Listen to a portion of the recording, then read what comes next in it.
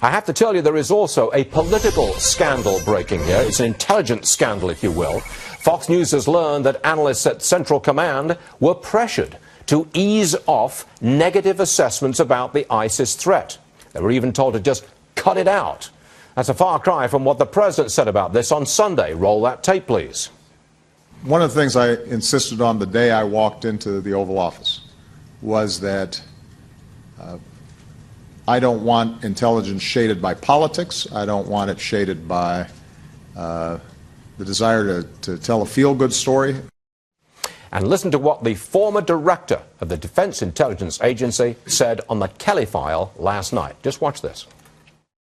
This issue of not meeting a narrative out of the White House, which meant don't talk about radical Islam. Don't talk about this as being a form of a radicalization of the Islamic religion, which in fact it is. It is a cancer inside of the Islamic religion. And the White House and the president, frankly, has not wanted to say that. Nobody can sit here today, no one, and particularly the amount of intelligence that the White House got, and say we didn't know this was a problem. I mean, give me a break. Nobody can say that we didn't say this was a problem. Former Navy SEAL Carl Higbie joins me now. I think I'm trying to get to grips with this and make it clear for the audience. The intelligence community went to President Obama and said ISIS is a big threat. Yes. President Obama says, no, I didn't hear that from my intel people. It wasn't a big threat. Doesn't fit his agenda. He's been doing it since he first took office in the Iraq War. They all said, don't pull out. Well, you're a Navy SEAL. Well, right. You were a Navy SEAL. Right. Okay, you were in the action right there and then. Yep. How do you feel about your commander-in-chief saying this about the intel situation back then? Well, this is indicative of all of his policies coming back. He's always constantly denied the fact there is an enemy at all. We can't defeat an enemy that we're unwilling to admit that exists. I mean, you saw the Democratic debates. They're unwilling to admit that this is Islamic extremism.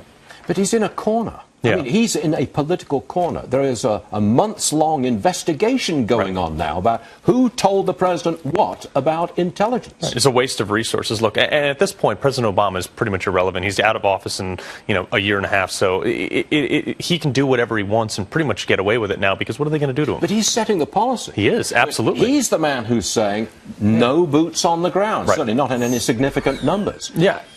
It's amazing, and this is why we're losing the GWAT, the global war on terror, right now, is because we have leaders who are unwilling to admit the enemy. He is denying intelligence just because of a pure political agenda. What's the feeling within the military? I know you've now retired. Right. Obviously, you know what's going on within the military. Yeah. What are they saying? I speak to a lot of guys, and a lot of guys completely agree with me, and they say, look, it is time for an international assembly for people to discuss the threshold of a nuclear attack on ISIS, because it is becoming such a prevalent problem. Wait, you just tread on the third rail. I did. I said the N-word.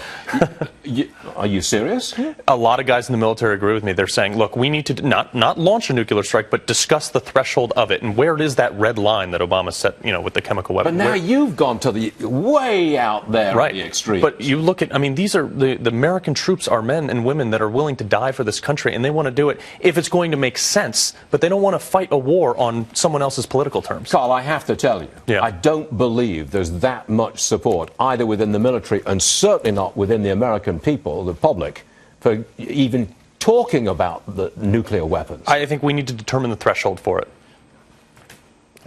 It is. Well, what would your threshold be? My threshold would be continued expansion in the region. Look, they already have beyond geographical borders. Well, wait, Carl, come on, yeah. You're out there, lad. You're way out there. I know. If ISIS expands some more, you would consider the use of nuclear weapons? I think it needs to be completely not ruled out right now, because look, here we have 4,100 troops have died in the war in 13 years in Iraq and Afghanistan. We lost 2,800 troops in just 8 hours on Normandy. When are we going to say, like, okay, enough is enough? We ended a war with that. I'm not advocating for it. I hope we never have to use it. But the fact is that the presence of the possible need for it is there at this point. All right, Carl Higbie, we do hear you. Yeah. I think you're way out there on a limb. I don't wish for it. But you are way out there on a limb. I think so. You are? Yeah. All right, Carl. Well, thanks for coming on. We appreciate it. Thank you very much. They're interesting times we live in, are they not? All right, Carl Higbie.